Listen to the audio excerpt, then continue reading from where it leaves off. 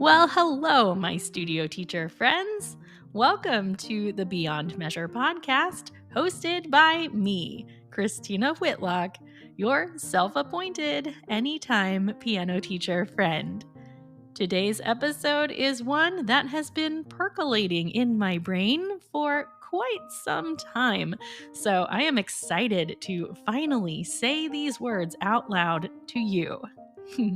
Before we dive in, let's just take a moment to thank the dedicated members of my Patreon community who have, at this point, become an integral part of my life. Not only do they financially support my work through $3 and $6 contributions, but many of them have just become part of my life through Monday morning power hours we spend together and our monthly Teachers Teaching Teachers segment. I mean, they are some of the most consistent presences in my life these days, and I appreciate them so much. If you would like to join the Patreon and find your people, head to patreon.com/Beyond Measure podcast or just hit up the show notes for the link. And now, friends, let's get on with the show. You are listening to episode 156 of the Beyond Measure podcast. Cheers to lessons learned in preteen counseling.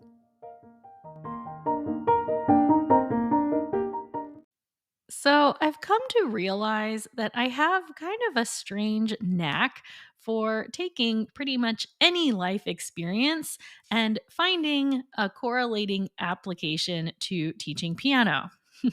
That's where a lot of my ideas for my One Thought Thursday e letter come from.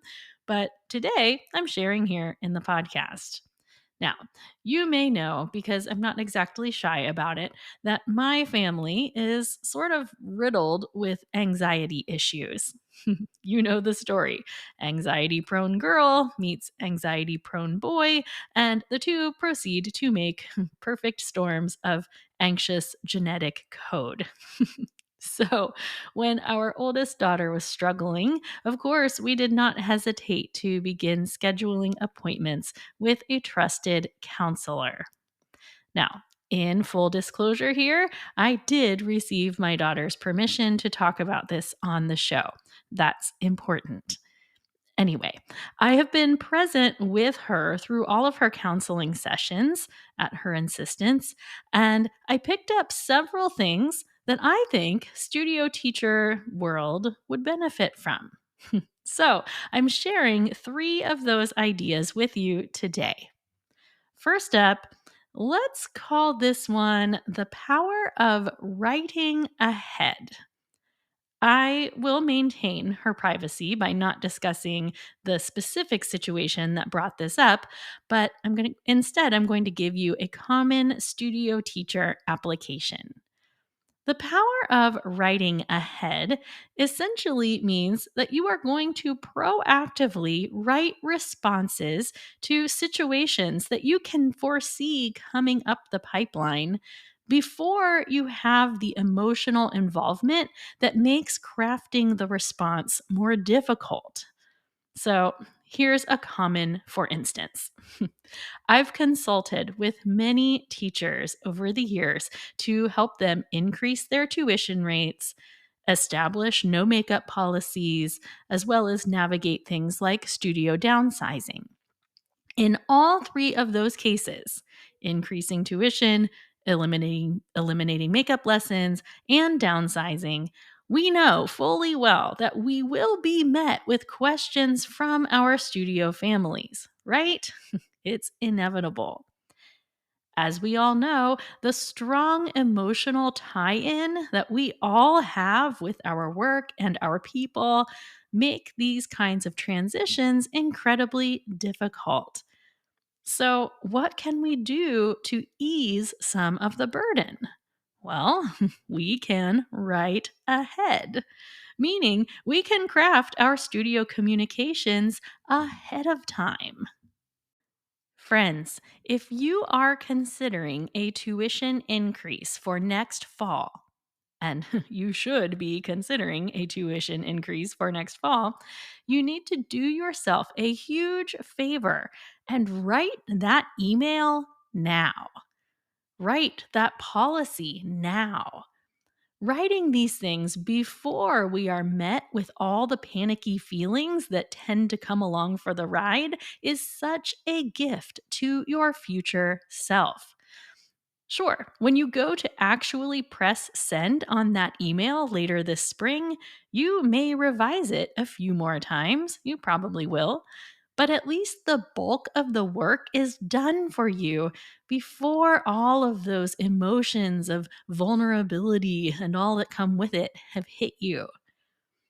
I don't think I'm alone in the fact that sometimes I put these types of communications off until the last possible second, and then the process is even more stressful because of the pressurized timeline. Does that sound familiar to anyone listening? Or how about this one? If you move to a no makeup policy, or any change in your policy, really, you know that someone is going to forget or challenge you on it or something. Maybe you even know which family is going to be the problem. I mean, most of us can see this stuff coming a mile away, right? Well, policy changes come with a steep learning curve. You're rebuilding an aspect of studio culture, and that just takes time and often a lot of reminders. And when you have a parent question a new policy, there is this inevitable amount of offense that we tend to take, right? I'm not saying we should take offense, but we do. And what adds insult to injury is the fact that once this family questions your policy, you end up having to craft the perfect response back in your defensive state of mind. The fact that we end up spending all kinds of emotional labor and actual time communicating back to them only leaves us feeling more frustrated. I mean, if you spend any time in Facebook teacher groups, you see this in action all the time. So, what if you just kept a Word doc or a note on your phone with rational responses to these questions so they were just ready to go? Just a little simple something like, "Oh, I am sorry Susie is sick. That must be hard on all of you. I'll be happy to use her lesson time today to send some assignments so she can get back to the piano as soon as she's feeling better." Regarding no makeups, I might also include a second response that includes some kind of statement like, "As stated in this year's studio contract, my schedule does not allow for makeup lessons at this time. I will miss her and look forward to seeing her back next week." Do you know how easy it is to write that message from outside the situation?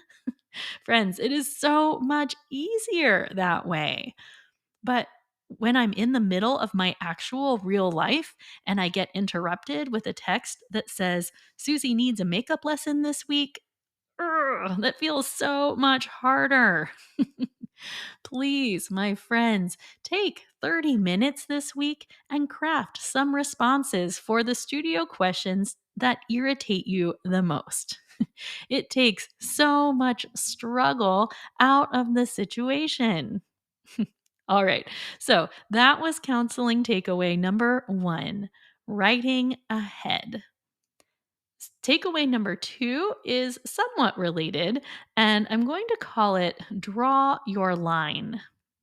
This idea came from a conversation about sharing test scores.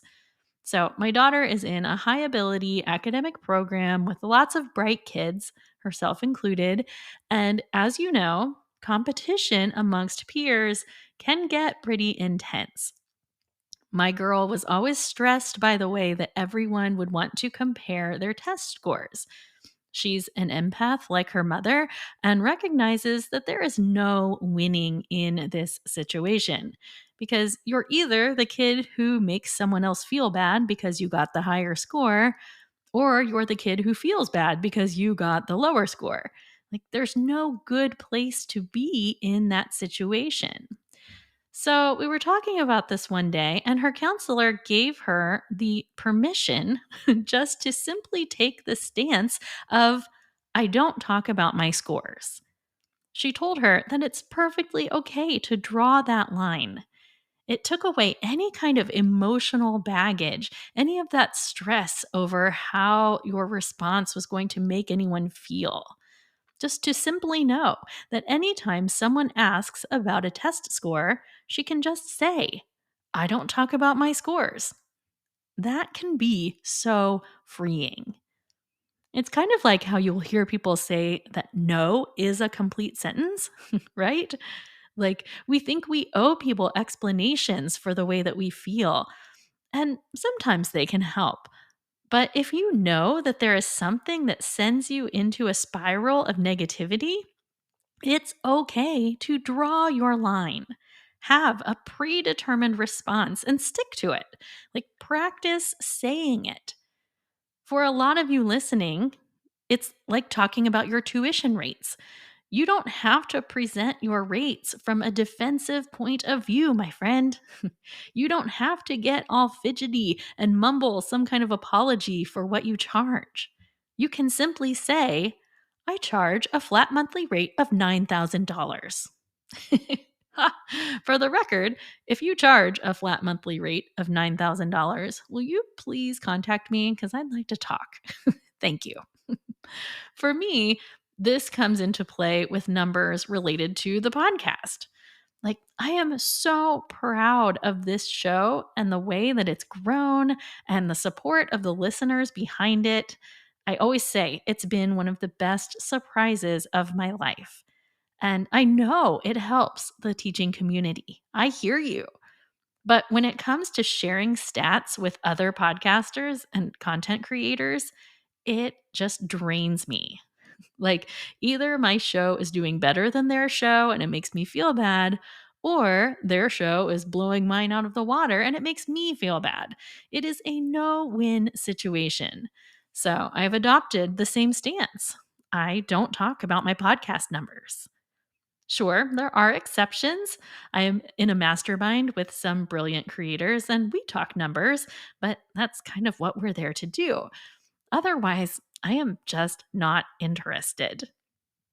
Now, I do have to say, this is not about downplaying your successes to avoid making other people feel bad.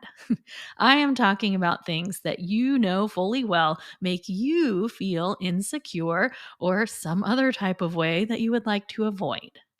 You absolutely should be able to talk about your successes and be met with support. If you don't feel that way, please feel free to message me anytime and tell me something you're proud of. I will celebrate with you. After all, that's part of my job as your anytime piano teacher friend, and I take it very seriously. All right, so that was takeaway number 2. Draw your line. Our last takeaway for today is actually something that I have reminded you of several times on this show. I mean, I have entire episodes dedicated to this, but it still bears repeating. You never know what is going on inside your students' heads. Outward appearances can be very deceiving. I say this because by all outward appearances, you would assume that my daughter was entirely miserable and uncomfortable in her counseling appointments. She did not show much outward expression. She was not exactly eager to talk. And yet, as soon as we left that office, she was lighter. She would bounce around on the way back to the car, and then she would chat my ear off on the way back to school. No joke, every time. I think it's important to remember that awkward silences are not always awkward for everyone. They are definitely awkward for the teacher, yes, but sometimes your students are just processing. They are thinking. They might not even recognize it as silence because they have so much noise going on inside their heads. Sometimes they just need time. If you're interested in more of those thoughts, you can check out episode number 5, which is called Cheers to the Quiet Ones. So, friends, those are my 3 teacher takeaways from preteen counseling. I'm calling them the power of writing ahead, drawing your line, and deceptive appearances. While you mull those over, I'm going to send you on your way with a toast, followed by the big reveal of our teacher friend of the week.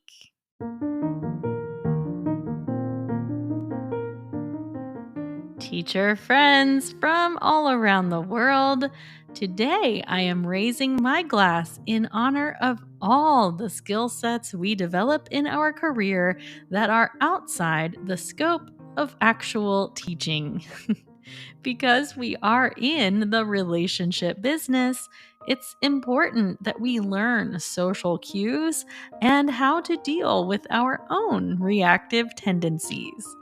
I hope these 3 takeaways have offered you new perspectives or sparked some new ideas as to how you can live your very best teacher life. Cheers to you, my introspective teacher friends. Hear, hear.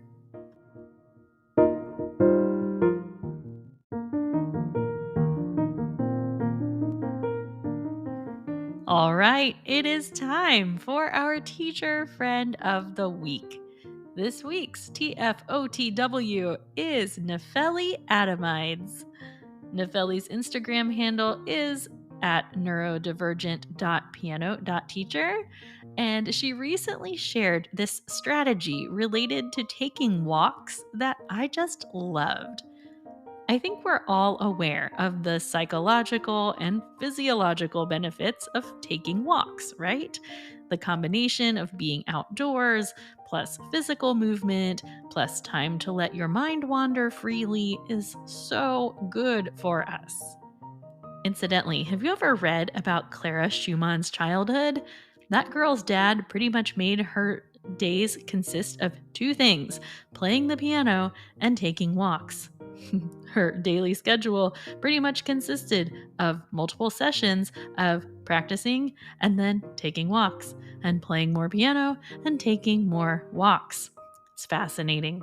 Now, we don't need to go to that extreme, of course, but back to my teacher friend Nefeli.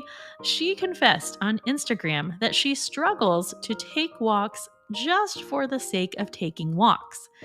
But she has had great success when she gives herself a specific mission. Like, there was a season when her husband would ask her to go for a walk and pick up a newspaper each day. Lately, she says she takes a walk to the same place each day and takes a photo of the same tree.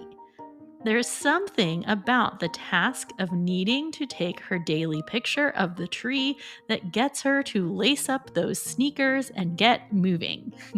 I think that's just brilliant, and I'm going to give it a try in my own life.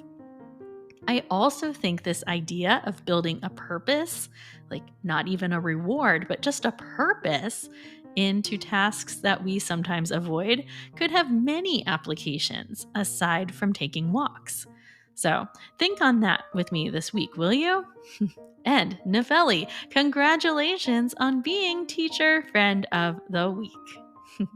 I'm going to leave everything there today, my friends. So I just wish you onward and upward toward cultivating boundaries that work for you.